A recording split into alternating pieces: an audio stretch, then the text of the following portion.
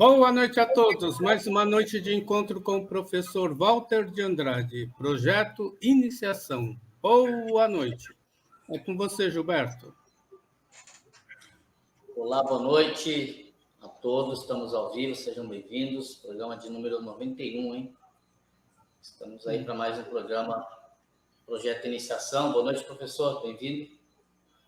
Boa noite, meu irmão Gilberto Catira, meu irmão Carlos Nascimento, Eduardo, Daniela, meus irmãos Eduardo, Daniela também, que já estavam conversando aqui, são os produtores, os diretores do canal Conexão 3005, né?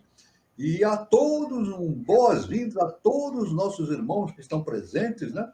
Neste momento. É muito importante a presença de todos, né?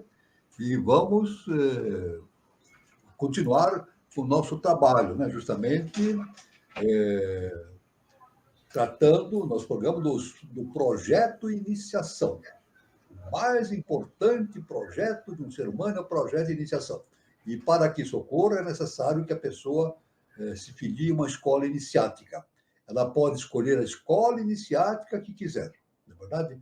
Mas nós sugerimos ela se filie à Sociedade Brasileira de Obiose. É isso? Então, como é que ela pode fazer o seu processo de iniciação na Sociedade Brasileira de Obiose? É só ir num mecanismo, numa ferramenta de busca, né? Na internet, fazer a busca, colocar lá Sociedade Brasileira de Obiose, vai encontrar o site da Sociedade Brasileira de Obiose e lá tem um botãozinho escrito assim, onde estamos, né? Então, lá a pessoa vai encontrar o endereço, a localização de todos os departamentos que existem no Brasil e no exterior. Então, lá a pessoa pode, lá nessa indicação, tem o endereço, tem o e-mail, o telefone, tem tudo, a cidade, tem tudo lá. A pessoa pode entrar em contato e estabelecer esse primeiro contato para o início do seu projeto de iniciação.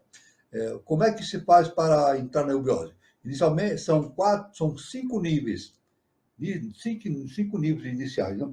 O primeiro é o grau inicial chamado peregrino, que já está começando no Brasil em todos os departamentos. Então, se apressem para aqueles que quiserem começar, já está no momento exato para fazer a inscrição e começar. Então, a pessoa faz o grau peregrino, depois faz mais 4 graus, totalizando 5. Terminando os 5 graus, a pessoa tem o direito, a possibilidade de tornar-se membro efetivo da Sociedade Brasileira de Obiose. E aí pode participar de reuniões, palestras internas, externas, ritualísticas, tudo possível. E mais do que nunca, a pessoa tem a oportunidade de ler as revelações do nosso augusto mestre professor Henrique José de Souza. São milhares e milhares de páginas. Então, aí está um convite para todos aqueles que queiram fazer a sua iniciação e tornar-se membro da Sociedade Brasileira de Eubiose. Devemos dizer que esse nosso programa aqui é destinado a dar a base filosófica e iniciática para aqueles que pretendem seguir o caminho da iniciação. Bases desse programa, 2 grandes bases que nós temos. É justamente os ensinamentos de Helena Petrovna Blavatsky, fundadora da Teosofia, e os ensinamentos do professor, nosso augusto mestre professor Henrique José de Souza, fundador da Sociedade Brasileira de Eubiose. Então, são 2 fundamentos, teosofia e eubiose. É claro que isso aí, no fundo, abarca o que nós chamamos de ciência iniciática das idades, né? Que vem lá de tempos remotos, muito antigos, né? Passando por várias civilizações e sendo transmitido pelos grandes mestres através das épocas, das eras, dos tempos e assim por diante, né? O objetivo é a síntese do conhecimento a fim de propiciar aos pretendentes ao caminho da iniciação informações a respeito de valores importantes para essa finalidade, né? Esse programa também visa propiciar ao participante do programa, que já esteja no caminho da iniciação, a possibilidade de repensar tudo aquilo que foi aprendido e receber indicações para novas reflexões a respeito da sabedoria iniciática das idades. Então, é assim, na verdade, a gente não aprende algo e aquilo já é definitivo. Isso não acontece. Não é assim, a gente aprende e já é definitivo. Não, a gente aprende, esse é o ponto inicial. O aprendizado é o ponto inicial. Depois nós vamos penetrando mais a fundo nos assuntos, novas revelações, a nossa consciência vai se ampliando mais, os nossos horizontes vão se alargando. Então, o estudo é perene, é permanente. Tem que ser perene, permanente. Não é verdade? Então, na verdade, o grau inicial peregrino é o primeiro grau de início do caminho do postulante à eubiose e da eubiose, né? O grau peregrino. Mas, na verdade, nós somos eternos peregrinos no universo. Nós somos peregrinos no universo. Estamos caminhando, caminhando em busca do saber central, do saber total, que é justamente o conhecer a nós mesmos, a nossa própria divindade, né? Outra finalidade desse encontro é propiciar a reflexão a respeito do momento evolutivo que a humanidade está vivenciando nesse início do século XXI e início da Era de Aquários. Então, nós devemos dizer que isso é importantíssimo para esse momento, a Era de Aquários, a vinda do Avatara Maitreya, né? Isso, então, é uma era de ouro e que vai reluzir, conforme o nosso Augusto Mestre nos ensinou, justamente no ano 3005, com o surgimento e o desenvolvimento da nova civilização. Agora, a pessoa pode pensar, daqui a 1000 anos, né? Estamos falando daqui a 1000 anos, 3005. Não, não é assim. Nós devemos sempre imaginar que o tempo não existe, o tempo é maia, é ilusão. É isso? Buda já dizia, o que existe é o aqui e agora. Então, 3005, daqui a 1000 anos, mas isso aí para a eternidade é zero. Para a ciência das idades é zero. O tempo não existe. Agora, por isso que é importante trabalhar já. Neste momento exato, é o momento exato de trabalharmos para construir, para a reconstrução da sociedade, da família, de todas as instituições, em busca de um caminho magno, né? Justamente que é dito pelo professor como sendo, professor Henrique de Souza, como sendo o início da nova civilização. Isso é muito importante, né? Então, isso aí, vamos deixar bem claro esse ponto para a nossa reflexão. E vamos continuando, então, com os nossos estudos. Como sempre falamos, aqui o nosso encontro, né? O nosso programa é constituído de 3 fases. Na primeira fase, nós vemos definições importantes, estudamos vários aspectos da ciência inicial das idades, como para dar suporte a tudo aquilo que a gente tem que estudar. Na segunda parte, nós damos atualmente o prosseguimento ao estudo da antropogênese. No atual momento, estamos estudando fatos importantes da antropogênese. E na terceira parte, então, todo mundo participa, né? Através de todos que estão presentes aqui no programa podem participar, fazendo perguntas, reflexões, dando as suas opiniões também, né? Não é só fazendo perguntas, pode dar as suas opiniões. Isso é muito importante nesse ponto da iniciação, que a pessoa exponha também as suas ideias. Então, uma troca de ideias é muito importante para que todos se beneficiem desse processo mágico que é justamente a iniciação. Muito bem. Então, nós vamos aqui começar. Vamos continuar aqui. Vamos nos localizar aqui, justamente, no ponto onde nós paramos no encontro passado. No encontro passado, nós estávamos começando a analisar um termo muito importante na ciência iniciática das idades, citado por Helena Petron Blavatsky e citado pelo professor Henrique de Souza também nos seus trabalhos. Justamente o nome é pitonisa, né? Ou Pitia, pitonisa ou Pitia, que vem do grego, né? Esse nome é do grego. Nós havíamos falado alguma coisa a respeito inicial sobre pitonisa, mas devido ao avançado do horário, nós tivemos que interromper e transferir esse estudo para o dia de hoje. Então, nós vamos continuar, então. Né? Pitonisa, o que significa? Né? Segundo os dicionários modernos, esta palavra designa a pessoa que dava oráculos, no templo de Delfos, e toda mulher que se supunha dotada de espírito de adivinhação.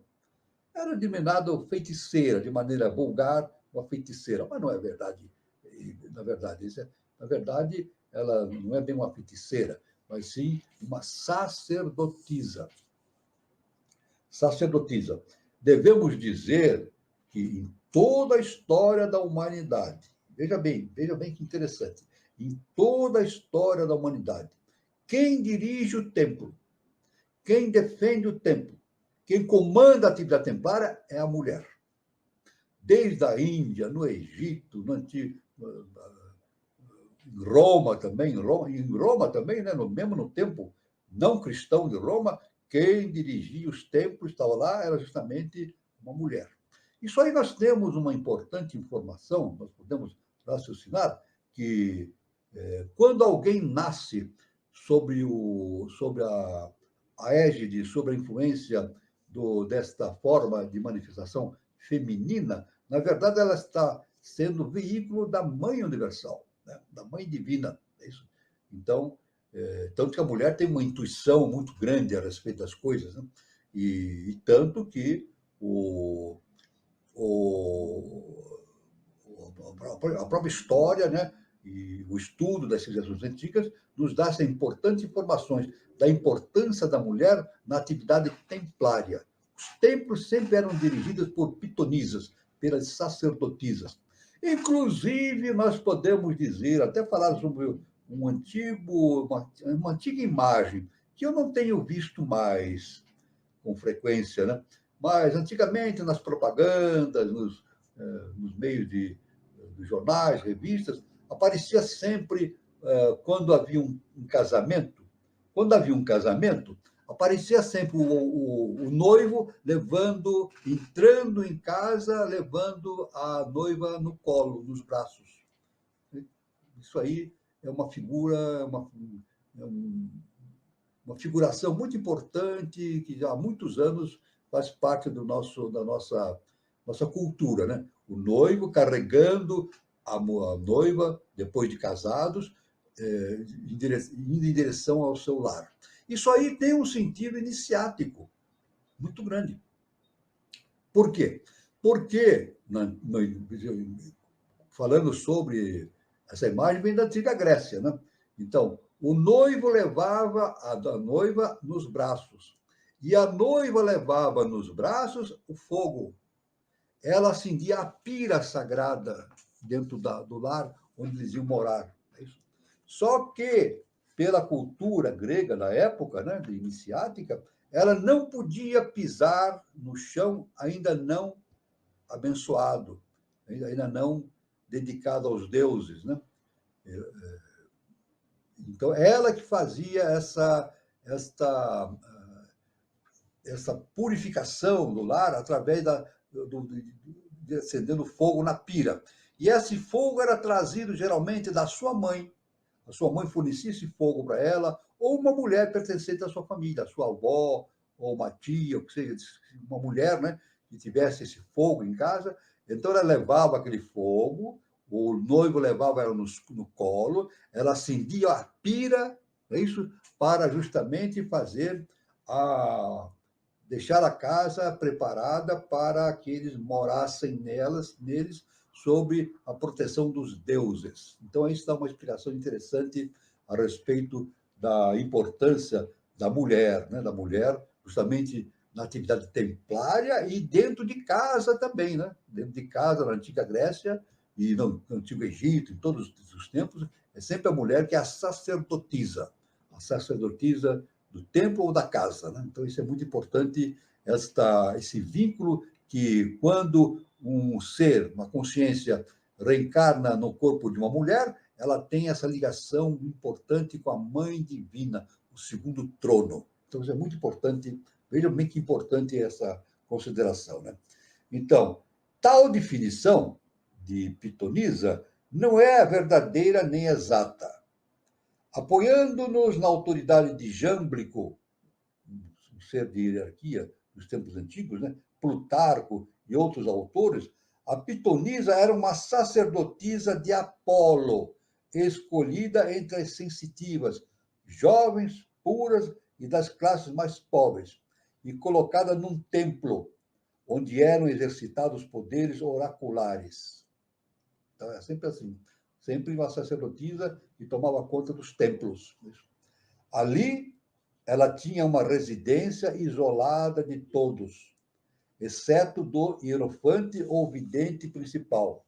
E, uma vez admitida, ficava como uma monja perdida para o mundo, sentada em uma trípode de bronze, né? Um banco com 3 pés de bronze, sobre uma greta do solo, pela qual subiam vapores embriagantes que impregnavam todo o seu organismo, produzindo a mania profética. Nesse estado normal, ela pronunciava os oráculos, ou seja, ela era uma sacerdotisa e veículo da ideia dos deuses. Veja, a sacerdotisa da antiguidade, ela tomava conta do templo, de todas as atividades templárias, e era veículo justamente do conhecimento vindo dos deuses.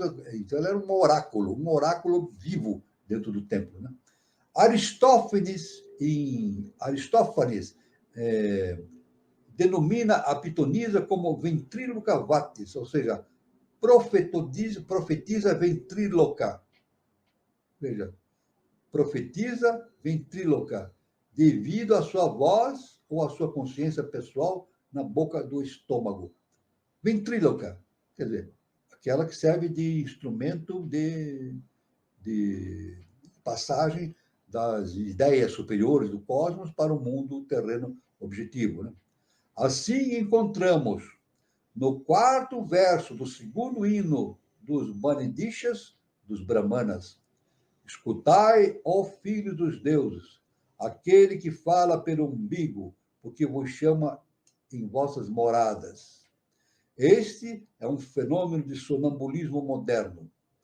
O umbigo era considerado na antiguidade como o círculo do sol, o lugar da divina luz interior. Por isso, o oráculo de Apolo estava em Delfos, a cidade de Delfos, matriz ou ventre, assim como o local do templo era chamado de Ónfalos, umbigo, chamado de Ónfalos, ou umbigo, né?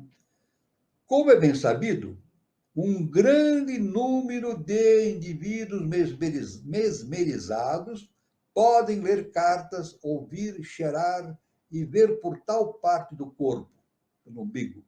Assim, hoje existe na Índia e também entre os Parsis, que é um grupo de habitantes na Índia, né, a crença de que os adeptos têm no umbigo chamas e que para eles iluminam todas as trevas e retiram o véu do mundo espiritual. Na verdade, o nosso umbigo, né, o nosso chakra umbilical, é o nosso segundo trono. Esse é o princípio básico. O nosso umbigo, na altura do umbigo, onde está o chakra umbilical, é o nosso segundo trono. É isso? Onde se organiza, se dá a união de Forrati com Kundalini. Forrati, uma energia feminina vinda da infinidade, e justamente Kundalini, uma energia masculina vindo da Terra. Então, essas duas forças, energias se equilibram justamente no umbigo, isso? No chakra umbilical. Isso? Assim, existe na Índia, e também entre os Parsis, já falamos, né? Que os adeptos têm um umbigo em chama, já falamos, né? Entre os zoroastrinos, dá-se a estes adeptos o nome de lâmpada de Destur, ou sumos sacerdotes. E entre os hindus, luz ou esplendor de Dikshita, pronunciando corretamente, o esplendor do Dikshita, o iniciado. Então, isso aí, isso pode ser constatado na obra de Helena Petrova Blavatsky, Isis Sem Véu. A obra ela fala sobre esse assunto, Isis Sem Véu, a respeito do Dikshita, iniciado, né? A luz ou esplendor do Dikshita, né? Iniciado.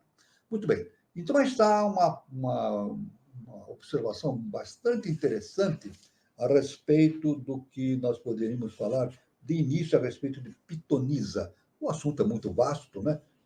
Existem livros e mais livros, a HPB trata isso com profundidade nos seus livros, né? Mas aí está uma ligeira menção a respeito desse assunto para que a gente possa estudar depois com mais profundidade. Muito bem. Agora, analisando um outro termo importante que nós vamos analisar, é pitris. Pitris. Vamos analisar a palavra pitris. Propriamente pitaras, que vem do sânscrito também, né? Pitris é um nome que vem do sânscrito, uma antiga língua hindu, né? A mais antiga língua da Índia, né? Sânscrito.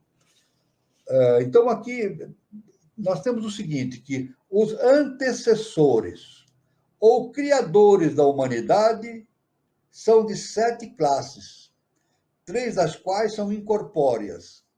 Incorpóreas são chamadas arupa, não tem corpo, são arupa. Rupa quer dizer corpo, a é negação. Arupa quer dizer pitris, incorpóreos, arupa, sem corpo. E 4 classes de pitris são corpóreas. Na tecnologia popular, disse que foram criados do costado de Brahma. No que se refere à sua genealogia, as opiniões variam a respeito dos pitris, né? A origem dos pitris. Porém, segundo a filosofia esotérica, os pitris são tal como se expõe na doutrina secreta. HPP entra numa profunda consideração, análise a respeito dos pitris na sua obra Doutrina Secreta. Em Isis Sem Véu, que é também são 4 livros, né, extraordinários que devem ser lidos, né, por aquele que está no caminho da iniciação.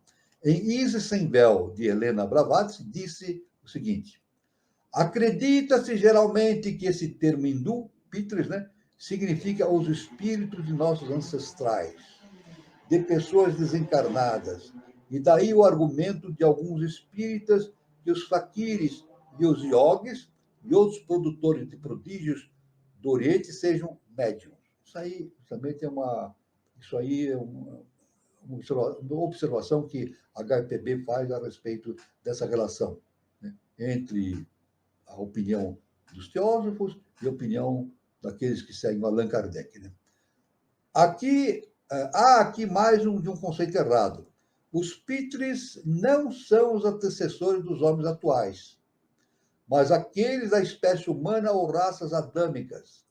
Os espíritos das raças humanas, que na grande escala de evolução descendente, precederam as nossas raças de homens e foram fisicamente, assim como espiritualmente, muito superiores a nós, modernos pigmeus.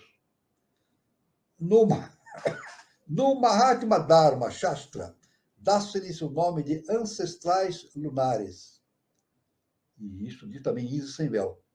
A doutrina secreta explicou agora aquilo que cautelosamente foram adiantados nos primeiros livros teosóficos. Então, na verdade, Pitri significa também pai. Pai, né? Então, nós temos antecessores. Isso já entrando no conceito da antropologia, né? Nós não nascemos por nós mesmos. Nós somos projeções da mônada, não é isso? Somos projeções da mônada.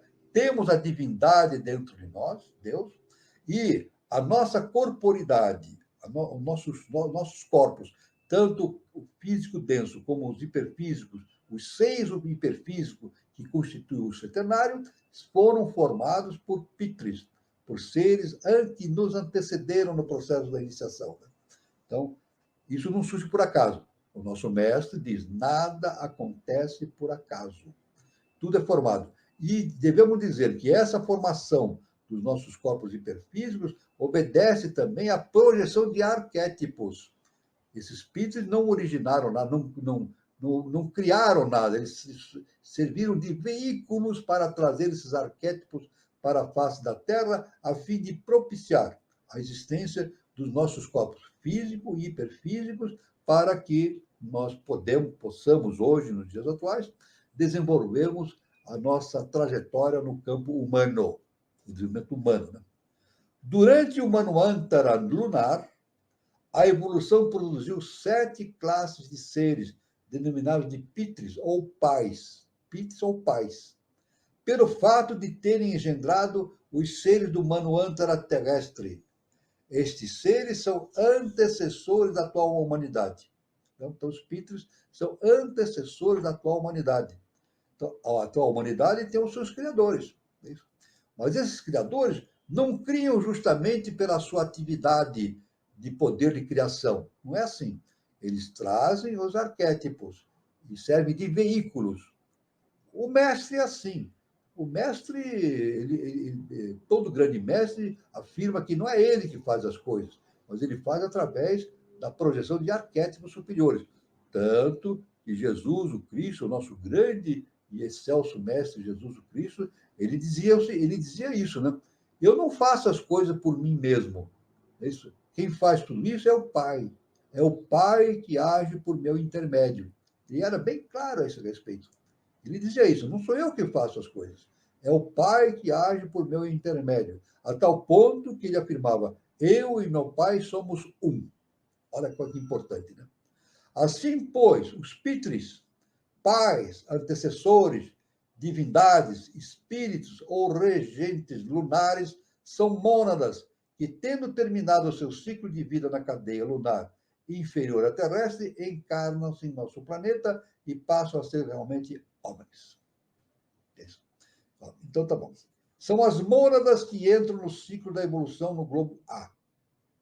Existe um globo inicial, evolutivo, no processo de evolução das cadeias, um globo A. Aí tem o globo A, B, C, D, são 7 globos. E a evolução ocorre através de rondas, através de 7 rondas, através de 7 globos. Então, começando no globo A. E dando volta pela cadeia de globos, desenvolvem a forma humana. No início do período humano, da 4ª ronda desse globo, exudam, por assim dizer, seus chaias, sombras ou duplas astrais das formas, semelhantes àquelas do macaco que haviam desenvolvido na 3ª ronda. E esta forma sutil, mais fina, é a que serve como modelo, ao redor da qual a natureza constrói o homem físico. Então, esses pitres nos antecederam no processo evolutivo e nos deram a possibilidade de termos corpos físico, denso e hiperfísicos. Não? Então, isso aí eles são os nossos criadores, Né? Sempre lembrando que esses seres também se manifestaram durante a época lemuriana, né? Em meados da época lemuriana, e Moisés, justamente no Gênesis, ele fala na queda dos anjos. Né? Então, isso aí, pela doutrina secreta, nós sabemos que a queda dos anjos significa a queda dos anjos luciferinos, né? A hoste luciferina, que vieram para a Terra, justamente encarnaram-se como seres humanos, constituíram corpos físicos e não trouxeram a possibilidade do ser humano desenvolver a tríade superior. Essas hostes luciferinas, trouxeram a possibilidade da existência da tríade superior no ser humano. Então, aquilo que era animal, isso aqui, o quaternário, passou a ter a tríade superior, né? Com a possibilidade de desenvolver o autoconhecimento, o livre-arbítrio, e assim por diante. Né? Isso tudo está na doutrina secreta, né? Doutrina secreta de HPB. Né? Os livros esotéricos hindus mencionam 7 classes ou hierarquias de pitres. Então, a história hindu secreta indicam 7 classes de pitres, ou pais. 3 delas incorpóreas. São os pitres arupa, ou arupa pitris. Já repetindo, rupa é corpo, a é a negação, arupa. Né? Aliás, isto é, sem forma o corpo, e 4 corpóreas. Rupa pitris, são aqueles que têm corpos. Então, são 3 pitres, 3 entidades pitres sem corpo, incorpóreos, e 4 formas com corpos físicos densos, que podem formar corpos físicos densos, que podem viver, vamos dizer assim, em corpos físicos densos, que são os Rupa Pitris, também chamado de Barishades. Né? Então, aliás, devemos dizer Essa questão de rupa e arupa, eu tenho mais uma coisa interessante, né? O nome Europa vem de rupa, né? Rupa. Rupa é corpo, eu é puro. Então, Europa significa corpo puro. Então, eu é pureza.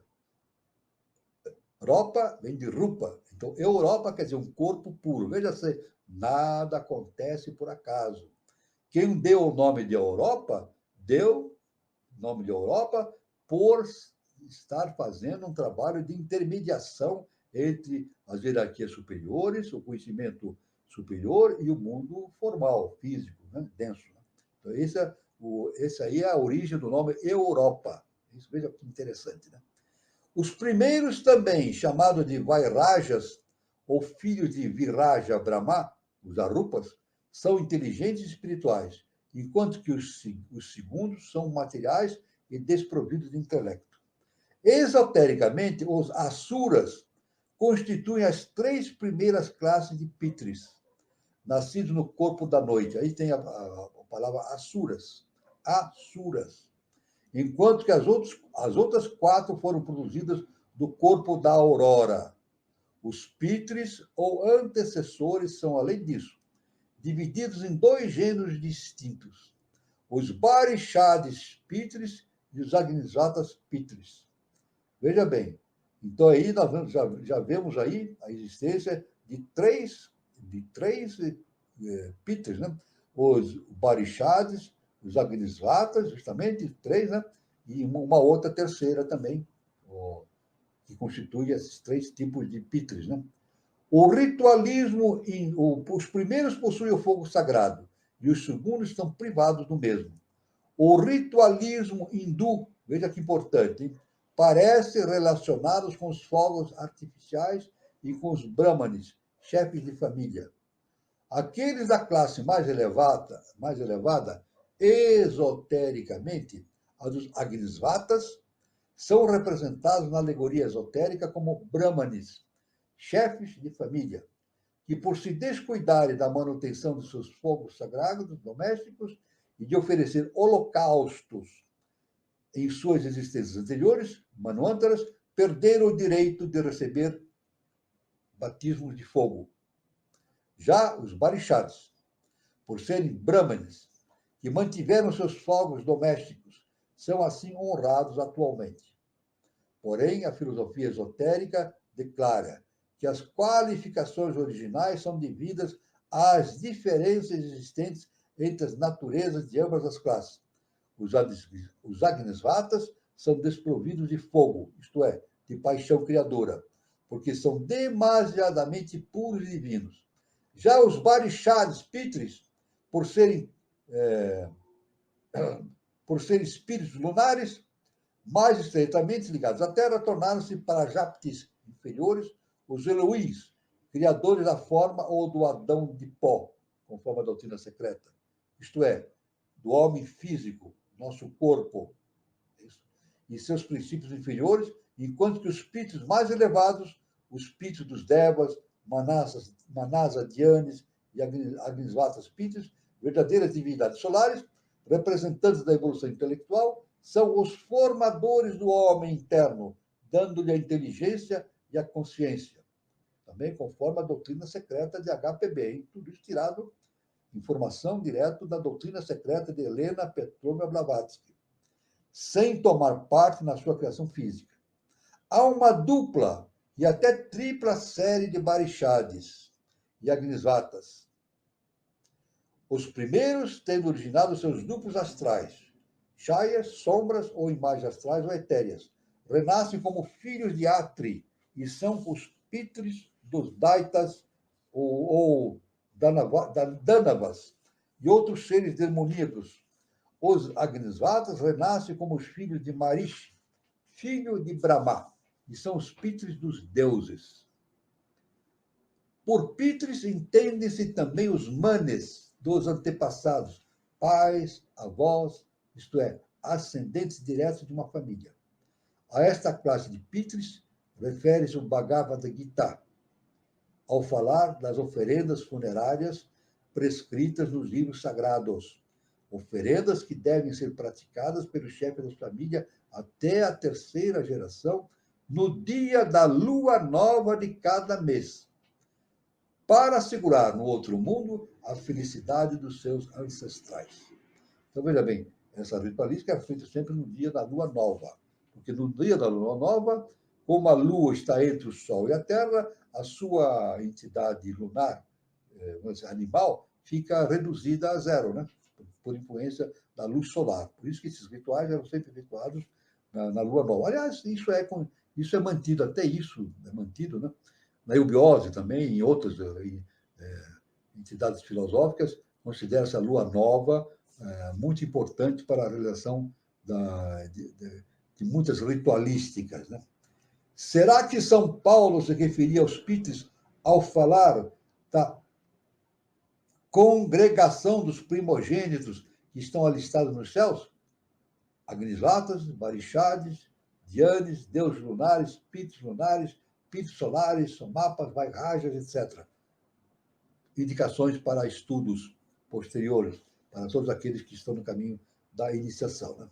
É claro que os Barixades, como vimos aqui, eles foram bastante ativos na Lua, que nos antecedeu na nossa evolução terrestre, né? Nós todos viemos da Lua. Nós somos seres lunares.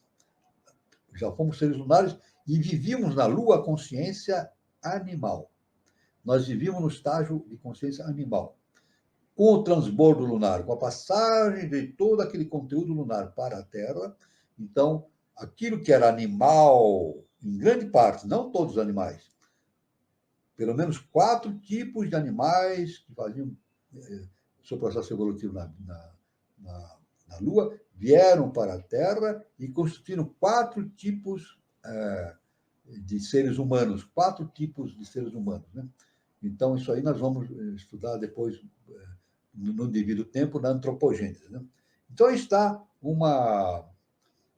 aí está aqui. Como nós temos essa ascendência lunar, nós temos, evidentemente, em nossa personalidade, uma atividade animal e lunar muito forte. E é isso que o processo de iniciação possibilita.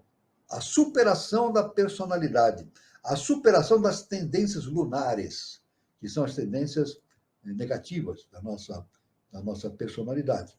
Não é justamente destruir aquilo que veio da Lua e está em nós, é transformar.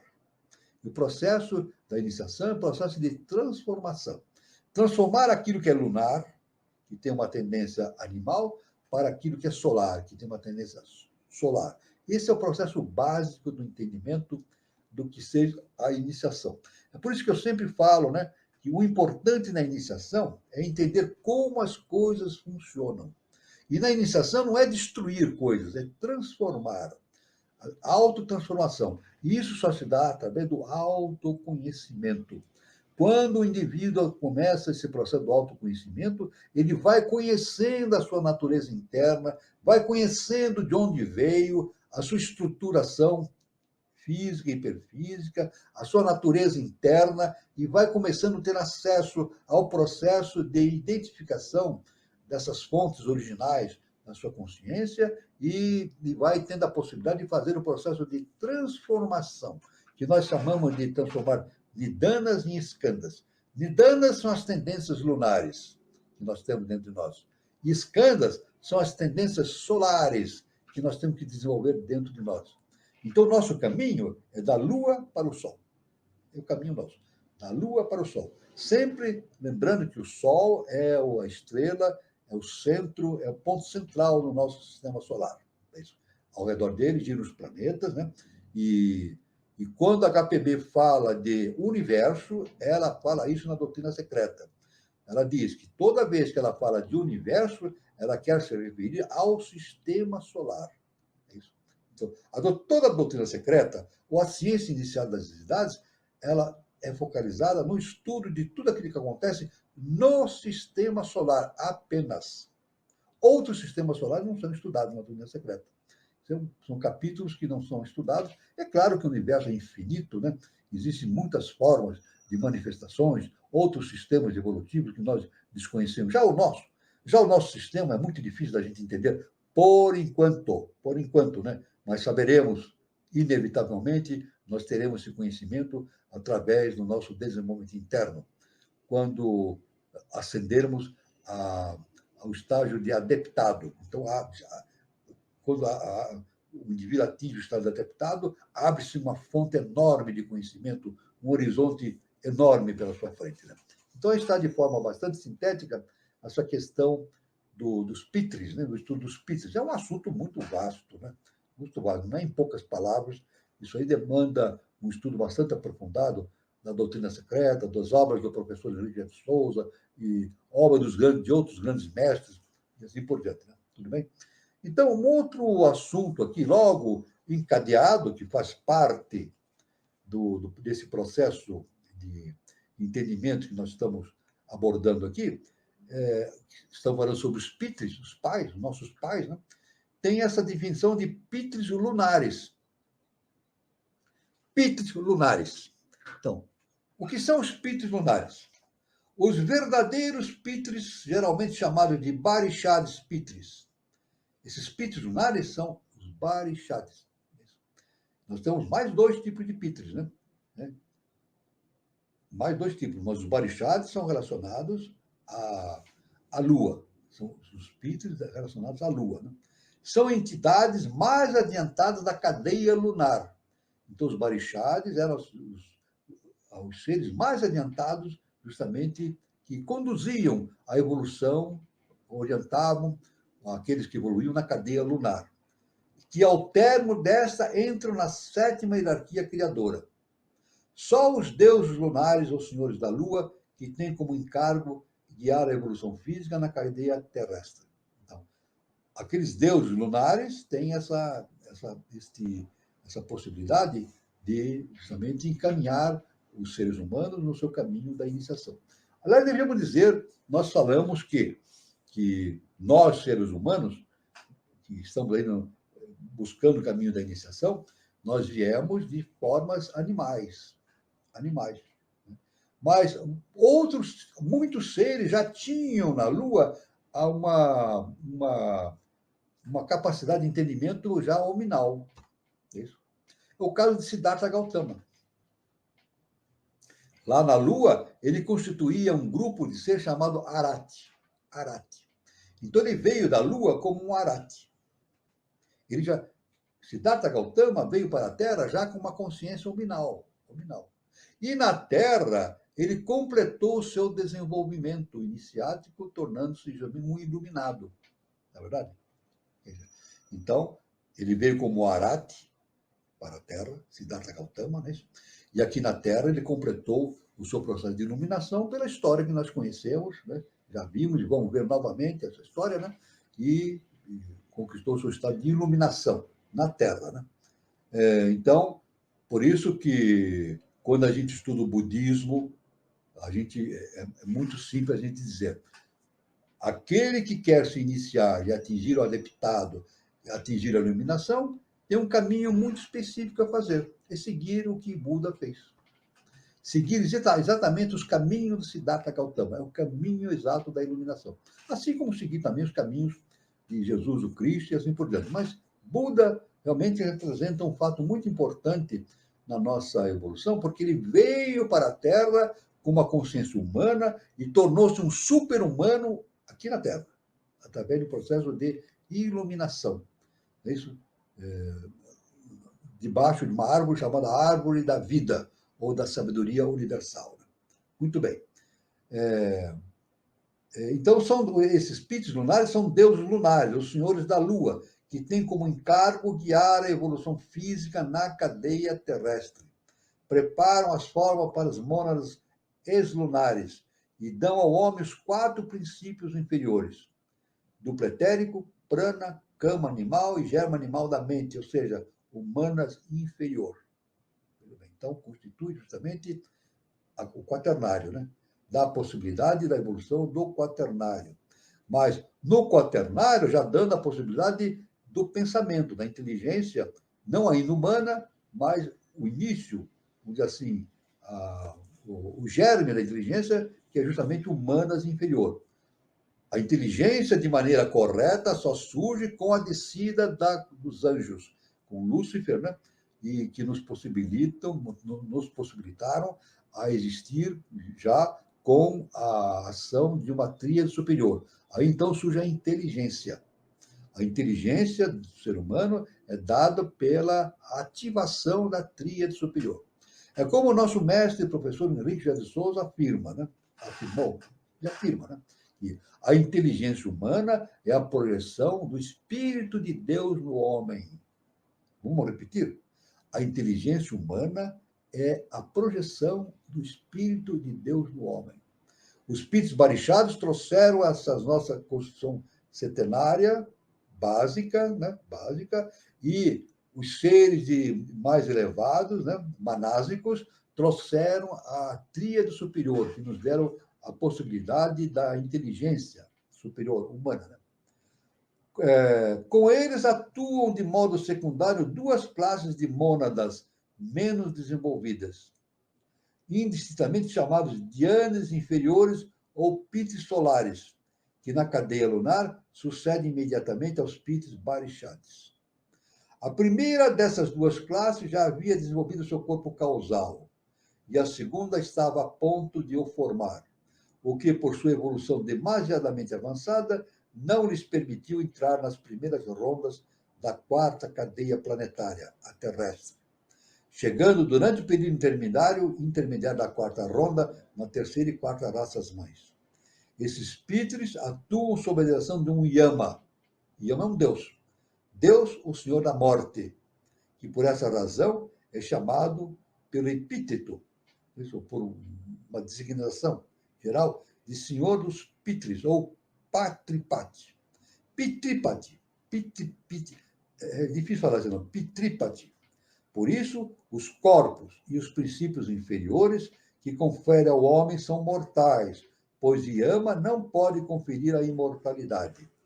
Aí está, então, esse estudo bastante sumário a respeito dos píteres lunares. O importante, considerando aquela questão de como as coisas funcionam. Viemos da Lua. Tudo que existe na Terra veio da Lua. Houve um transbordo lunar, da Lua para a Terra. É isso.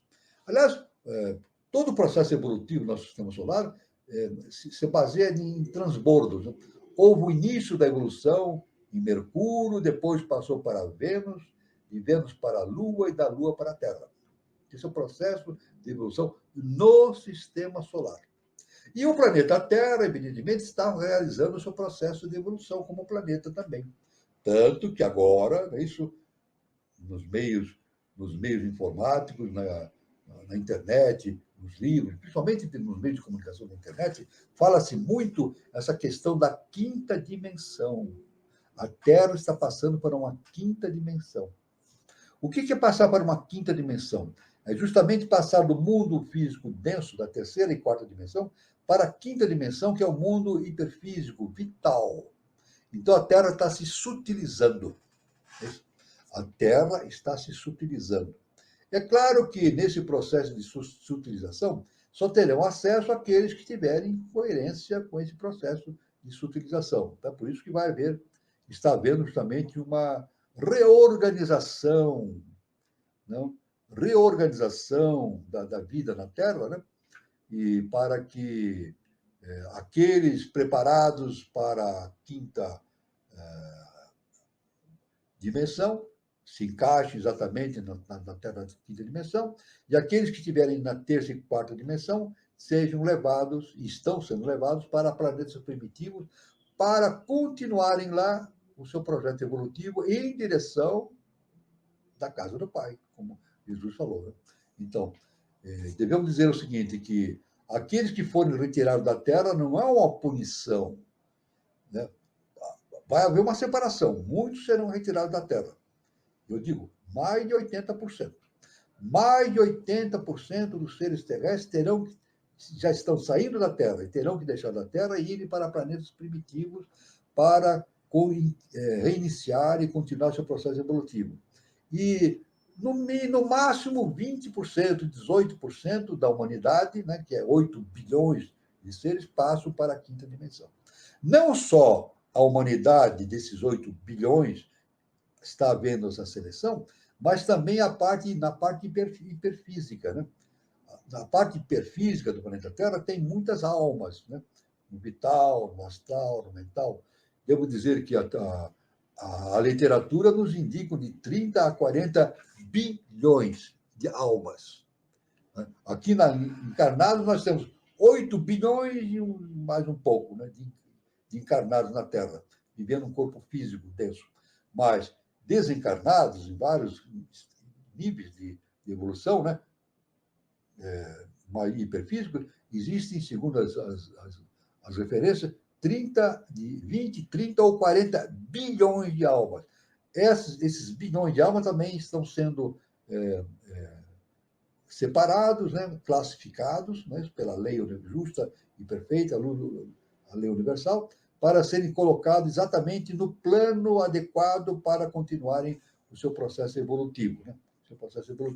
É claro que tudo isso não acontece como, vamos dizer bem claro, isso não acontece como um castigo, não é um castigo. Deus não castiga. Vamos dizer, Deus não castiga ninguém. Deus dá a oportunidade do desenvolvimento. Porque Deus é amor e perdão. Jesus falou isso. Deus é amor e perdão. Se Deus é amor e perdão, ele não castiga. Ele apenas dá a oportunidade para aqueles que não souberam aproveitar a oportunidade de evoluírem. Então, dá novos corpos, novos ambientes evolutivos e assim por diante. Agora, todos chegarão ao destino evolutivo que estão destinados. Todos chegarão. Isso é inevitável. Né? A evolução é para todos. Né? Então, isso aí é muito importante, essa questão. Né? Um outro ponto importante, falando dos pítrios lunares, vamos falar sobre os pítrios solares agora.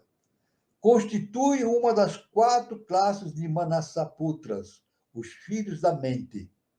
São os dhyanas inferiores, precedentes da Lua, e se subdividem em 2 espécies. Durante o intervalo entre a cadeia lunar e a terrestre, e o dilatado período das 3,5 primeiras rondas da cadeia terrestre, esses pítrios permaneceram no nirvana lunar. A segunda subdivisão ingressou na humanidade terrestre depois da separação dos sexos na terceira raça. Vamos repetir?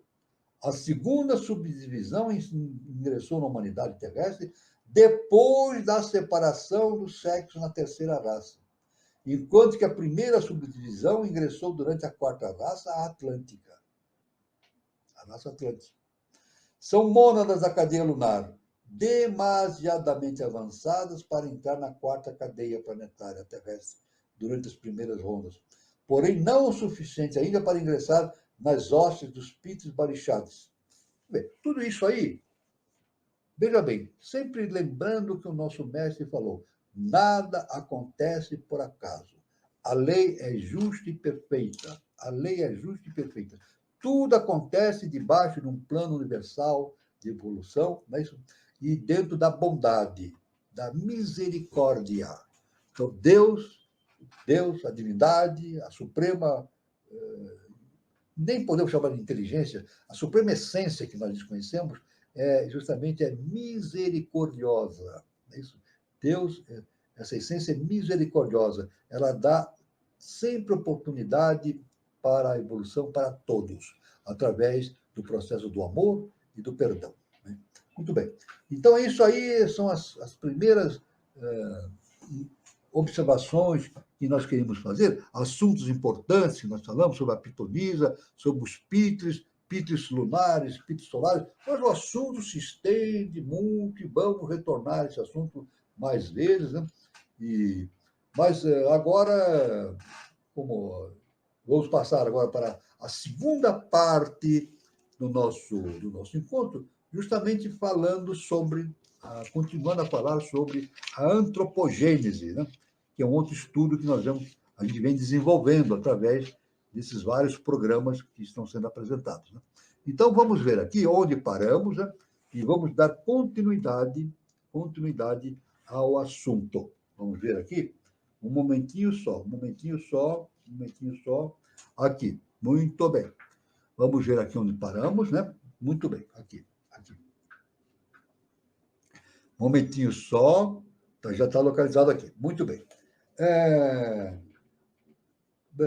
Retomando o que nós havíamos dito no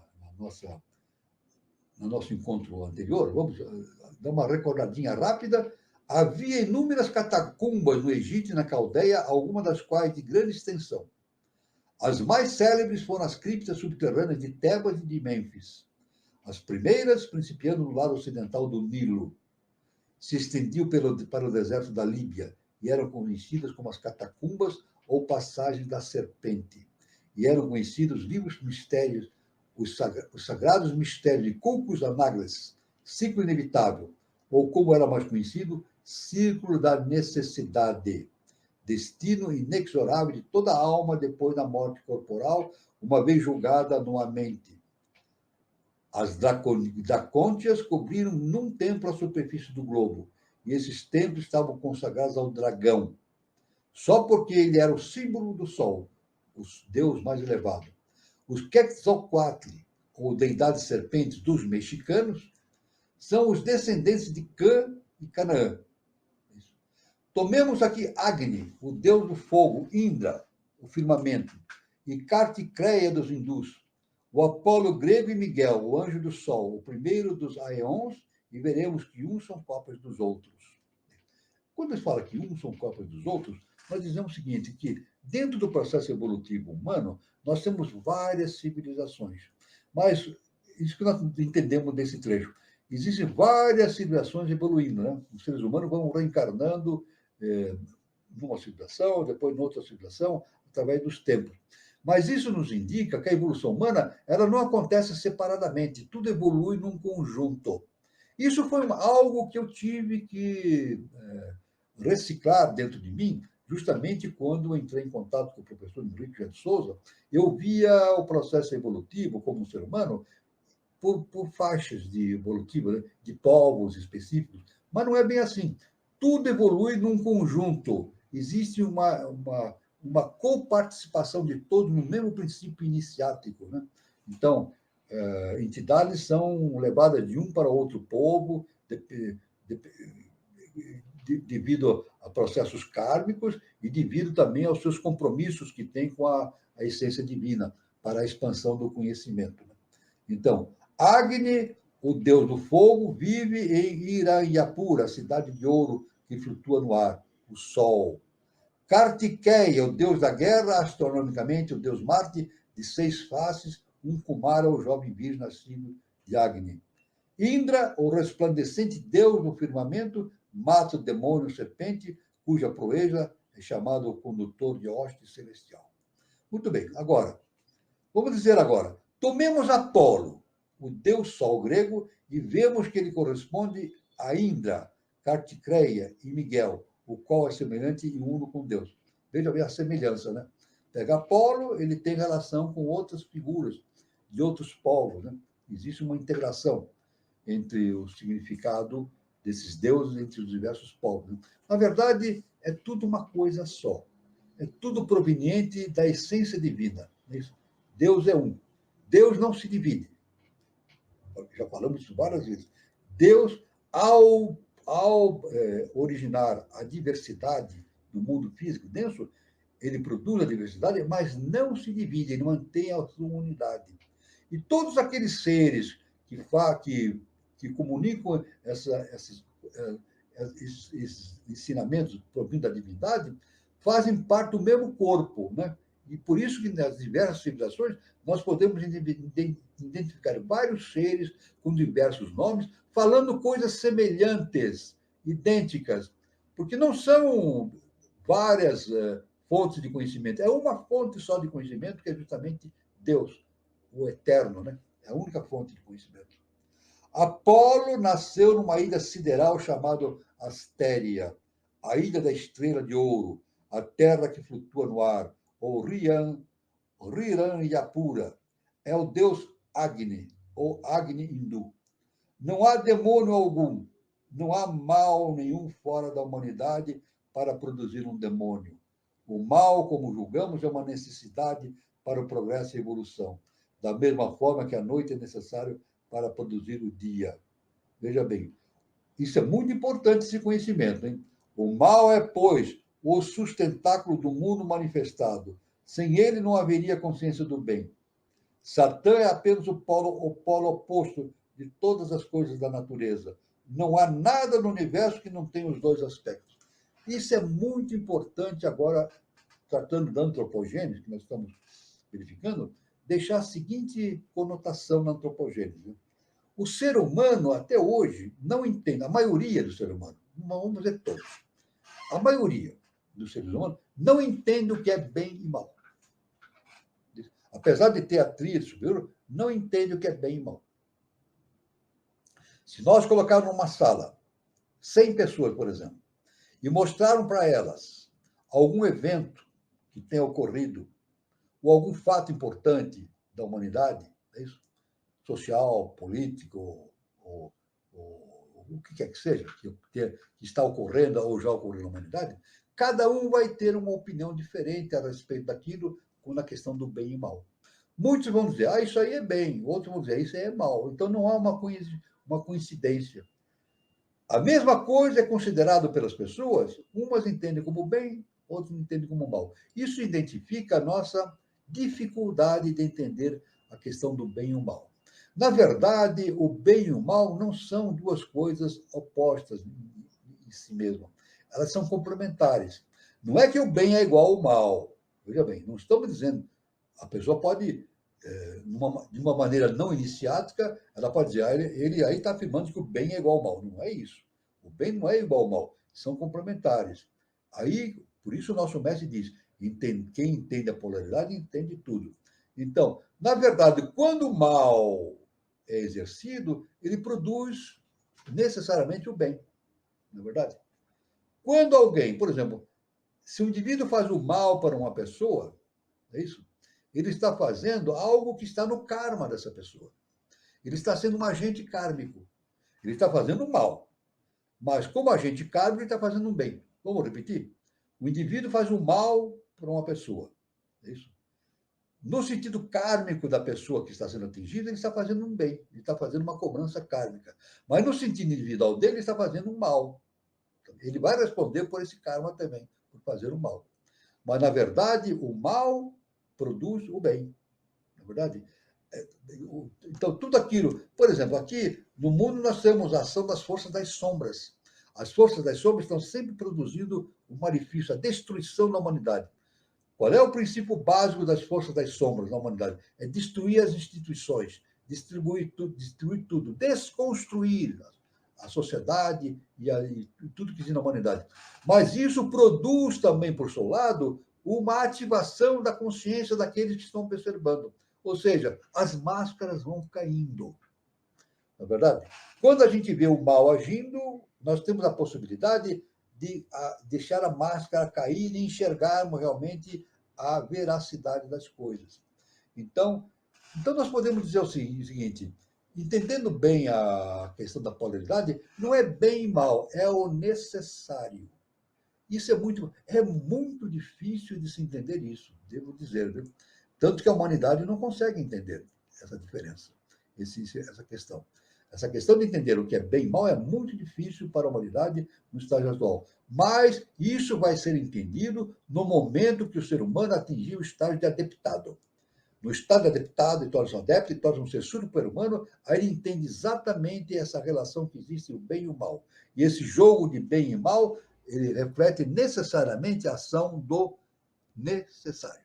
Então, isso aí é algo muito difícil, mas é muito importante esse entendimento. Bom, eu passo a palavra para o nosso irmão Carlos, né?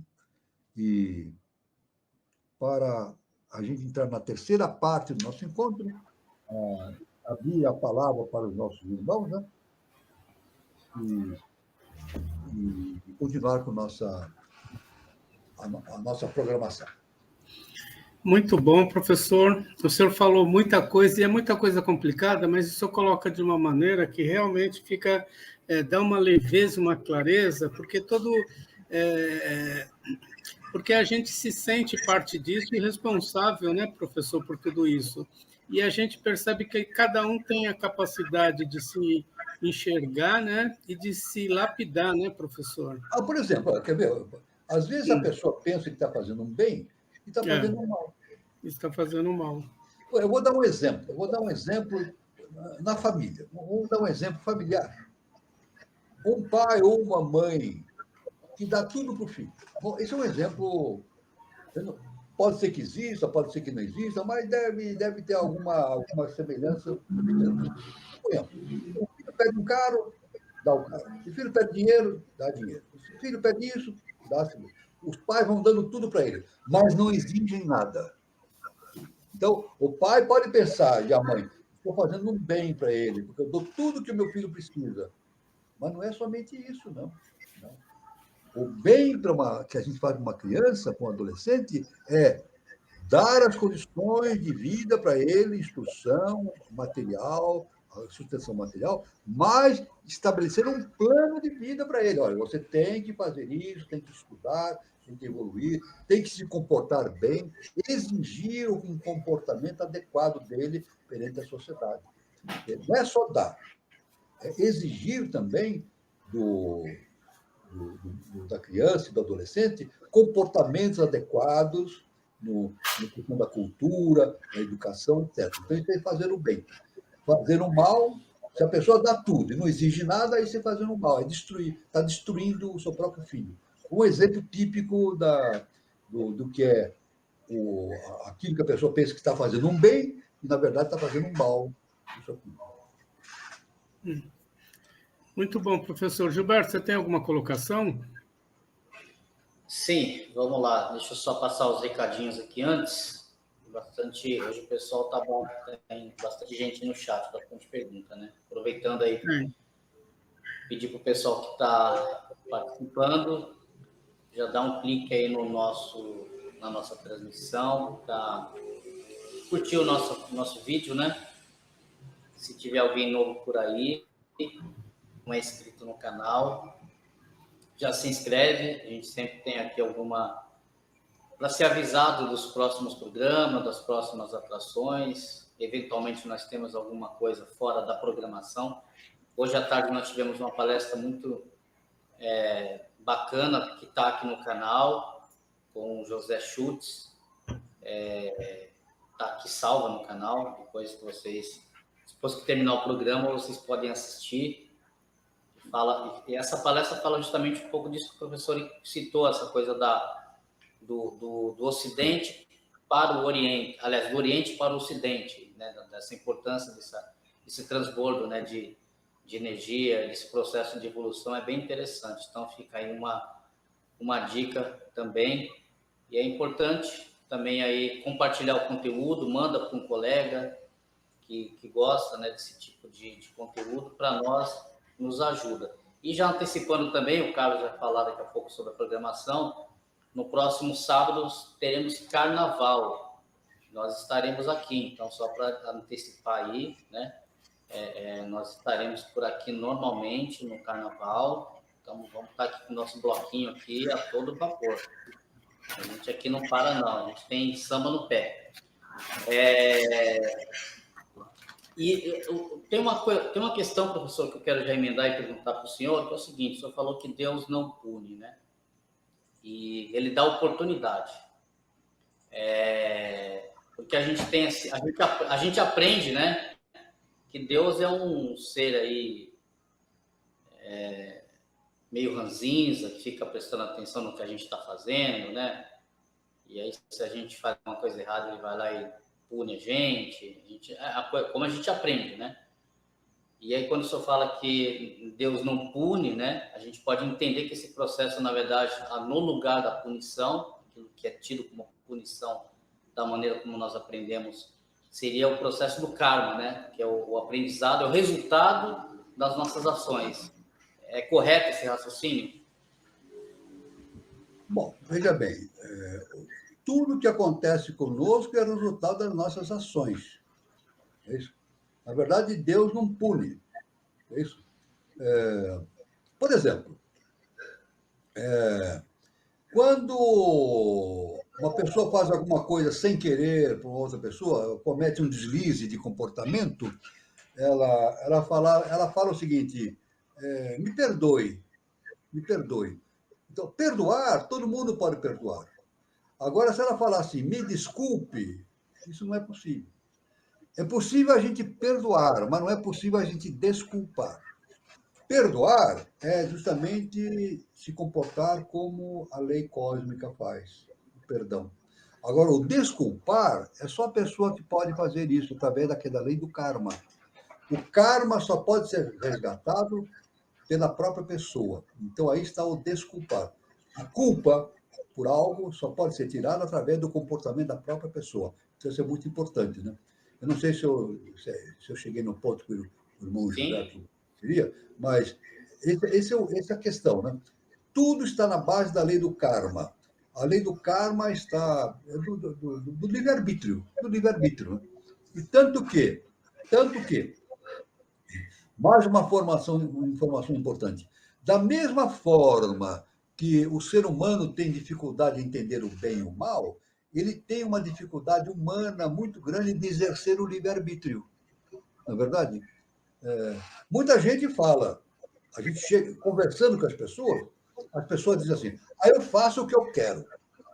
Eu sou livre. Eu gosto de ser livre para fazer o que eu quero. Isso aqui é uma afirmação realmente bastante confusa, né? Porque, geralmente, a maioria da humanidade não faz o que quer. É incrível, né? Geralmente, a maioria da humanidade ela não faz o que quer. Ela faz aquilo que os outros mandam fazer. Esse é o grande problema da humanidade. Geralmente, o ser humano, na grande maioria, ele não faz o que ele quer. Ele não tem o desenvolvimento do livre-arbítrio. É uma sementinha, o livre-arbítrio. Ele faz aquilo que os outros mandam. Então, eles são, assim, agentes. São, inclusive, das sombras. Para ser agente das sombras. Por isso que existe agente das sombras. Não é verdade? Isso aí. Então, agora, se o indivíduo chegar, se alguém chegar para ele, um agente da sombra, e diz assim, faça isso. Ele disser, não vou fazer porque está errado. Aí tem um livre-arbítrio que está sendo exercido com toda a perfeição. Não é verdade? Então, aí está essa questão da evolução do ser humano, muito importante para o entendimento, né? Do livre-arbítrio, do entendimento do bem e do mal. O assunto é muito vasto, mas é muito importante a meditação a esse respeito. Muito bom, professor. Pode passar para as perguntas, Gilberto? Vamos lá. Queria a Eliana Pontes. Isso que eu ia colocar, professor. Então tá bom, tá aí. Professor, onde está a informação de que há 23 milhões de almas em evolução? Eu devo dizer o seguinte, que esse número, a gente vê nas informações que nós temos, de 20, 30, 40 bilhões. Não é milhões, não, é bilhões. Não, eu quero consertar a nossa Eliana, não é milhões, bilhões. Veja, começando por aí. Não é 30 milhões, é 30 bilhões. Nós temos na humanidade, encarnados, 8 bilhões de alguma coisa. E desencarnados, nós temos uma quantidade muito grande, muito grande. Esse número, realmente, as informações variam de fonte para fonte, pela internet, por autores, por estudiosos, etc. Não é um número... Aliás, eu devo dizer, quem sabe exatamente o número é a divindade, né? Nós temos, e são informações que nós temos, mas quem sabe é a divindade. Mas uma coisa nós sabemos, existem vários planos de vivência. É isso? Nós temos o plano vivencial no plano humano denso, nós temos um plano vivencial no vital, no astral, no mental e assim por diante. Tanto que os espíritos falam do umbral, né? Os seres umbralinos, que estão no processo do emocional, mas lá embaixo, né? Então, eles são seres ainda que necessitam do auxílio de mestres e de auxiliares invisíveis para se libertarem daquele processo umbralino, né? Então, a vida não se restringe apenas à face da Terra. Isso é importante. A vida não se restringe apenas à face da Terra. Os vários planos existenciais, vital, astral, mental, existem seres vivendo, né? Isso aí a gente vê. O Espiritismo fala, uma fonte de referência é o Espiritismo, né? A gente vê aí as obras de Chico Xavier, né? As obras de Chico Xavier são repletos de livros informando a existência de cidades, inclusive, né? Cidades no mundo espiritual, né?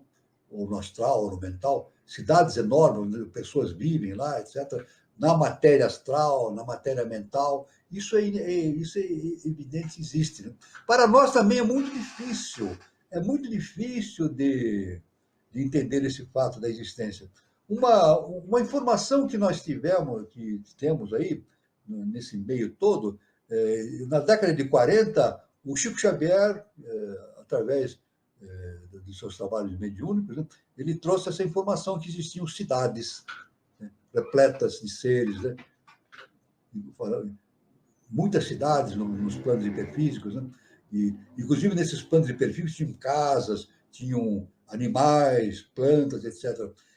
Aí existe a informação de que muitos espíritas abandonaram o espiritismo porque não acreditaram. Ele disse, não é possível. Você imaginar seres vivendo de uma forma material nos mundos hiperfísicos. Mas existe. Né? O nosso mestre fala, o professor Henrique José de Souza, ele fala que nos mundos internos, né? Os mundos internos, isso. Inclusive, nos mundos internos existem templos. É claro, templos nos mundos internos, a gente pode imaginar isso. Agora, como é que o templo é esse? É templo, se é no plano astral, é um templo na matéria astral. Se é no mundo mental, são templos na matéria mental. Então, tudo vive nesses níveis na matéria correspondente ao plano específico. Então, é claro que cada plano desse é constituído por 7 subplanos. Veja bem, isso aí já entrando no conhecimento da iniciação profunda. Cada plano desse, nós vivemos no centenário, né? Cada plano desse, o mental, o astral, e etc., tem 7 subplanos, mais superior e mais inferior. Né? Então, é claro que tudo isso não existe nenhum lugar no universo onde não exista vida. A consciência é plena no universo. Tudo tem consciência. Tudo. A consciência está espargida, dispersa pelo universo todo, inclusive nos mundos hiperfísicos. Então, eu digo para a nossa irmã, nos mundos hiperfísicos existem não 23 milhões, mas bilhões de seres desencarnados que não estão no mundo físico, né? Aí, o número, exatamente, eu não sei dizer. A informação que nós temos é de 20 a 30 bilhões. 20 a 30 bilhões de seres vivendo nesses mundos do desencarne, né? E isso aí vai ser submetido a uma seleção, né, também, através da lei justa e perfeita, para que a Terra entre na 5ª dimensão.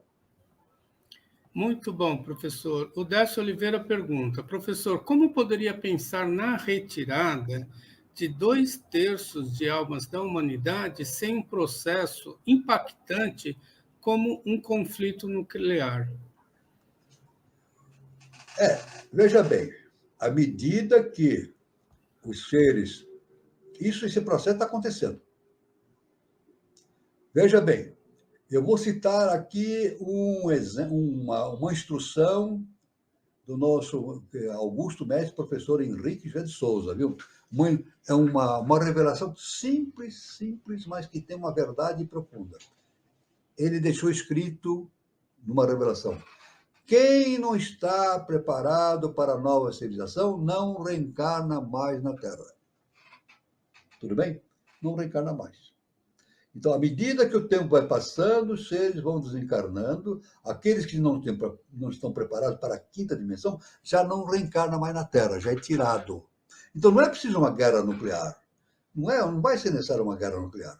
Esse desencarne, esse processo de seleção ocorreu efetivamente na Primeira e na Segunda Guerra. Isso ocorreu. Já houve uma seleção muito grande na Primeira e na Segunda Guerra Mundial. Agora, não é necessário um processo de conflito nuclear para que ocorra essa seleção. Essa seleção já está ocorrendo. Agora, tem um processo, a gente deve imaginar o seguinte, que ao mesmo tempo que a Terra passando para a quinta dimensão, ao mesmo tempo que seres vão descendo para níveis inferiores, outros seres superiores vão encarnando na Terra. Que seres? Seres superiores, mestres, vão encarnando na face da Terra, e outros seres de outros processos evolutivos vão reencarnar na Terra para continuar o seu processo evolutivo, mas num nível superior. Isso é um processo que ocorre no universo inteiro.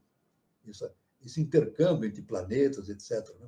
Então, devemos dizer apenas que, só para aumentar essa verificação, essa resposta para o nosso irmão Décio, que o único planeta no sistema solar que permite uma vida orgânica é o planeta Terra. Porque ele está na zona ecológica.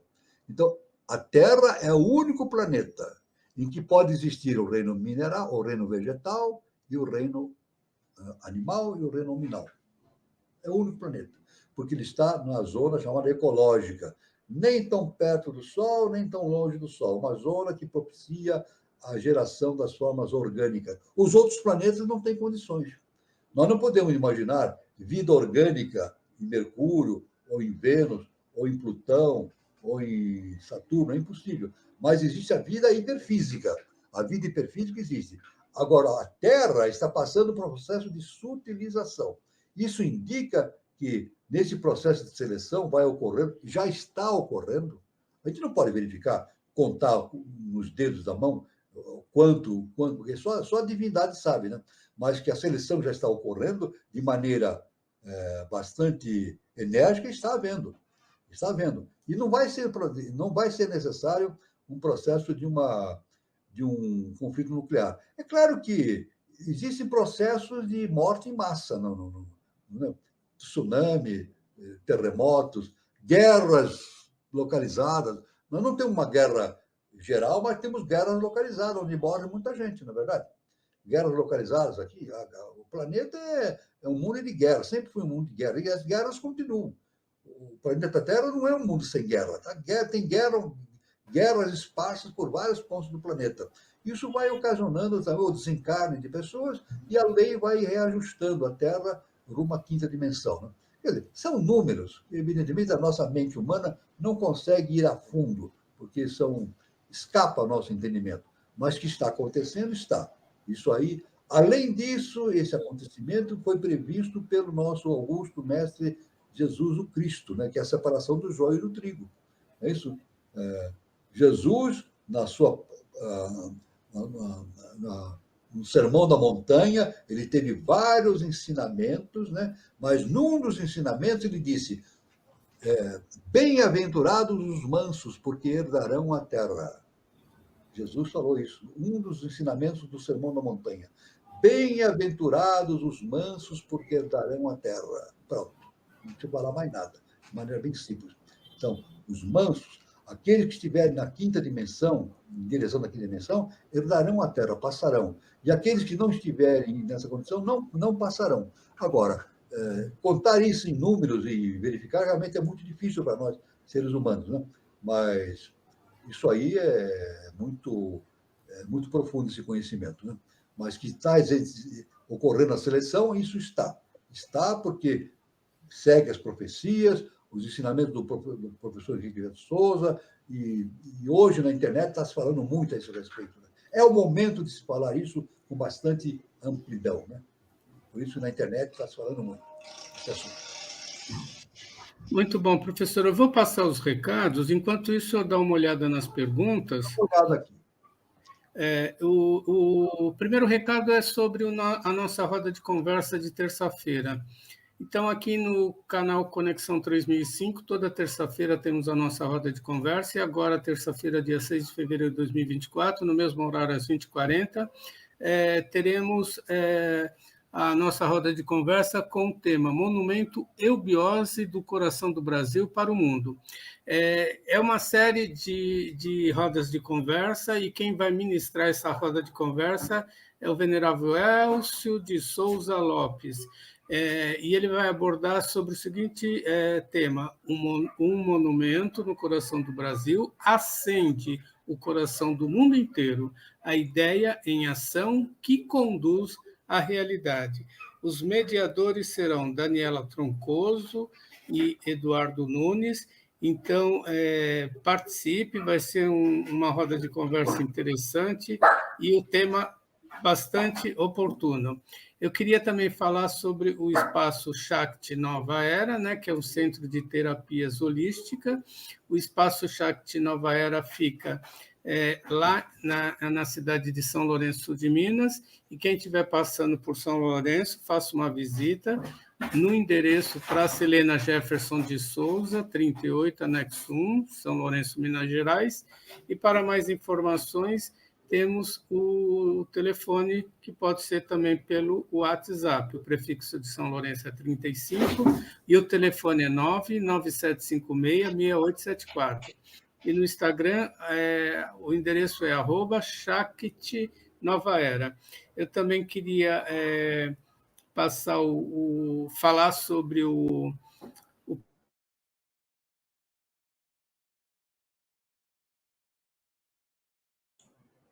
Olá, eu sou Fernando Camposana, instrutor de eubiose. Eubiose é uma escola de iniciação nos mistérios ocultos.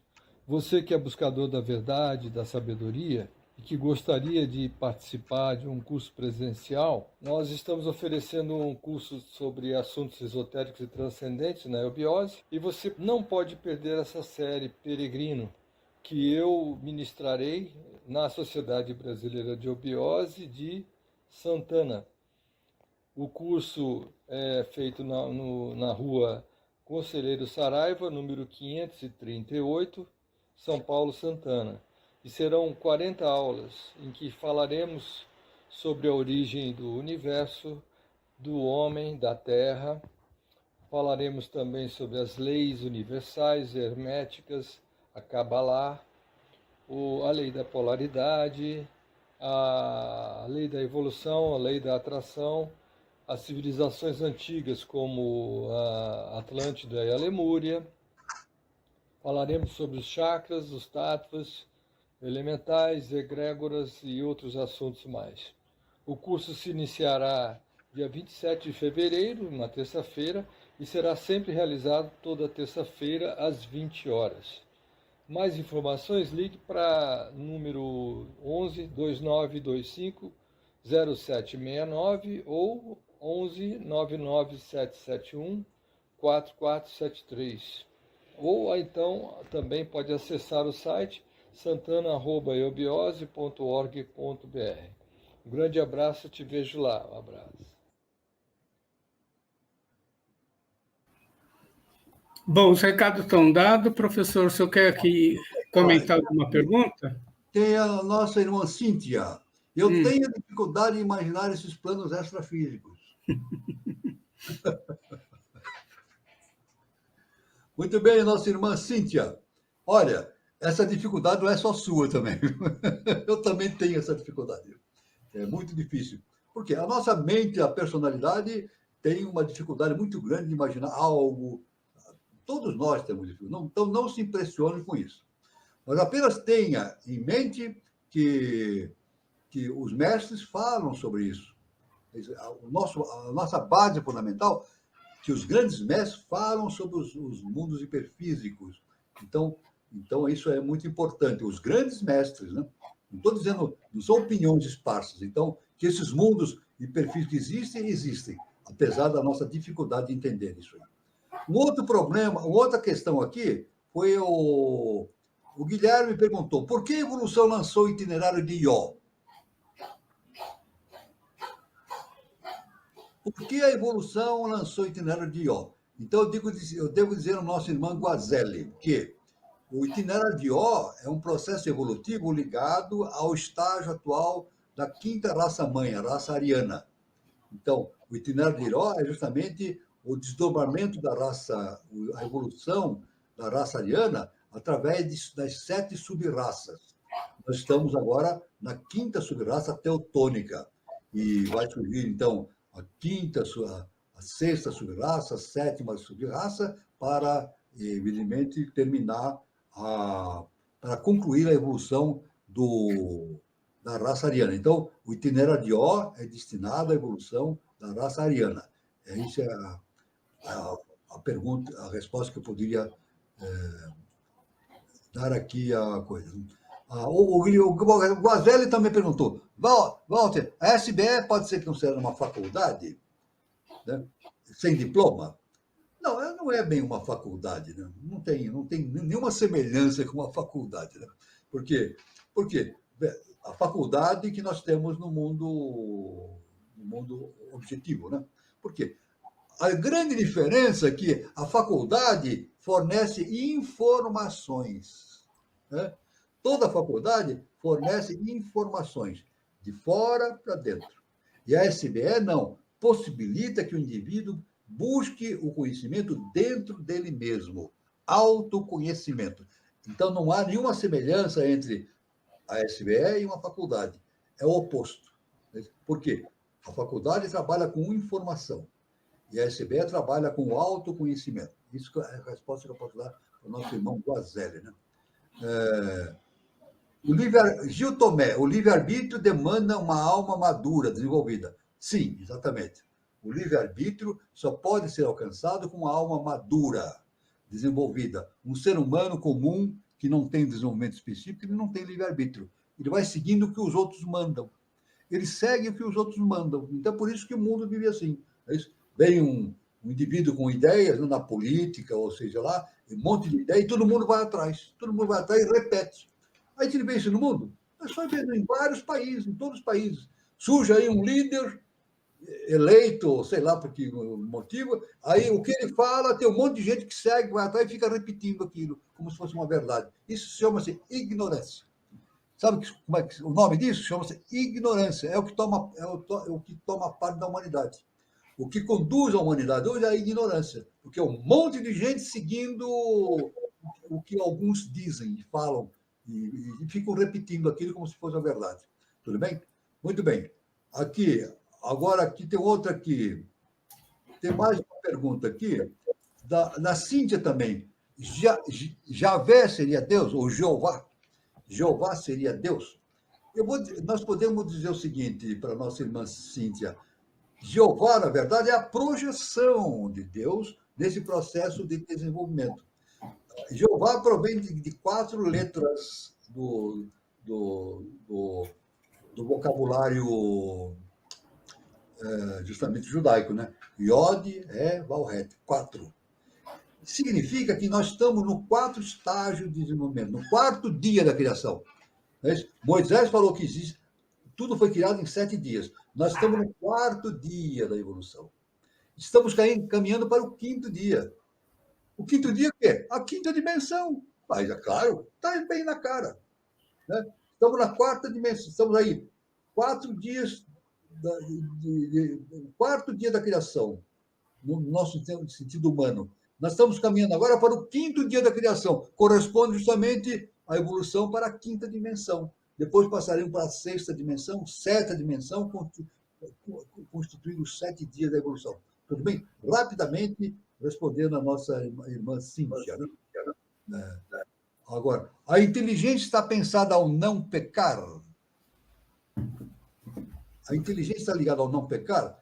É claro que o não pecar significa não usar, não se comportar de maneira não adequada com a lei justa e perfeita. O não pecar é seguir a lei justa e perfeita. O que é? A lei do amor e do perdão. Como é que o indivíduo se comporta bem na vida, de maneira superior? Seguindo a lei de Deus, do amor e do perdão. Esse é o ponto básico do ensinamento, o não pecar. Né? Quem não age dessa maneira estará cometendo atos não adequados com a lei universal justa e perfeita. Né?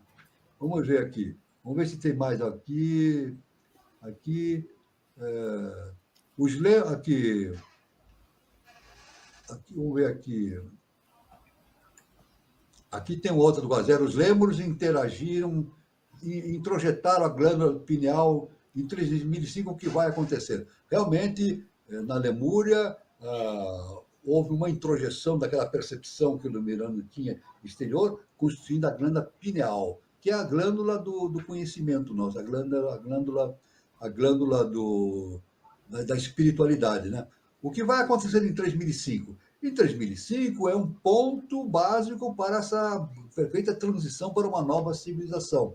Então, é esperado que até esse ponto aqueles que permanecem na Terra tenham já um domínio bastante acentuado sobre o seu setenário, sobre os seus chakras, evidentemente, claro, isso significa o quê? Já estejam a caminho com bastante distinção para a consciência crística, para a realização da Eucaristia, né? Então, agora, o que tem que acontecer no MOB é produzir a Eucaristia, uma reunião com o seu eu crístico. É o que eu posso falar para o nosso irmão Guazelli. Vamos ver aí, tem mais alguma coisa aí, Carlos? Se você puder... Aqui... O umbigo está ligado com o egoísmo, é assim falo, né, que a pessoa olha para o seu próprio umbigo, né? É claro, isso olha para o seu próprio umbigo quando a pessoa vive fortemente ligada à personalidade. Mas o umbigo, o chakra umbilical, na nossa Constituição, ele significa em nós o segundo trono. O segundo trono é justamente a harmonização do que está em cima com o que está embaixo. Forrati com Kundalini. Por isso que existem procedimentos de yoga, né, para a realização desse fato, né? Então, o umbigo, na verdade, no processo evolutivo, está relacionado com o nosso segundo trono, está relacionado com o chakra umbilical, né? Mais alguma coisa? Eu acho que... Thaís, amor e perdão. Isso sim precisa de autoconhecimento a ser exercido, não é mesmo? Exatamente. Amor e perdão é necessário ter autoconhecimento. Nós ainda não conseguimos, a humanidade não conseguiu ainda. É claro, a humanidade ainda está no seu desenvolvimento, né? Mas o entendimento básico é atingir o que Jesus nos ensinou, né? Desenvolver o amor e o perdão. É difícil para um ser que não entende isso realizar esse fato, né? Mas deve ser realizado por todo aquele que vive em qualquer ponto do universo, não só na Terra, em qualquer ponto do universo. Muito bom, professor. O que eu vi é isso. A gente estourou um pouquinho o horário, né? E eu vou precisar encerrar, viu, professor? Estouramos um pouquinho o horário. Tudo bem. Eu queria agradecer a todos. Foi um encontro assim maravilhoso. O professor passou muita informação boa e como sempre, uma maneira didática muito prática e direta. E, mais uma vez, agradecer a participação, o pessoal que está prestigiando. E lembrando que terça-feira tem a roda de conversa e o nosso próximo encontro é dia 10, né, de fevereiro, sábado de carnaval. Então, eu quero agradecer a todos e um bom final de sábado, um bom final de semana e até o próximo encontro. Um abraço a todos. Você, Gilberto. Isso aí. Deixar um abraço a todos que estão aí conectados. Um bom fim de sábado. Um bom restante de sábado, né, no caso. Um bom domingo. E até o próximo programa. Boa noite, professor. Muito obrigado ao irmão Cartira, ao irmão Carlos Nascimento, a todos os irmãos que participaram aqui do nosso e até sábado que vem, dia 10. Né? Luz, paz e amor para todos. Fiquem todos com Deus.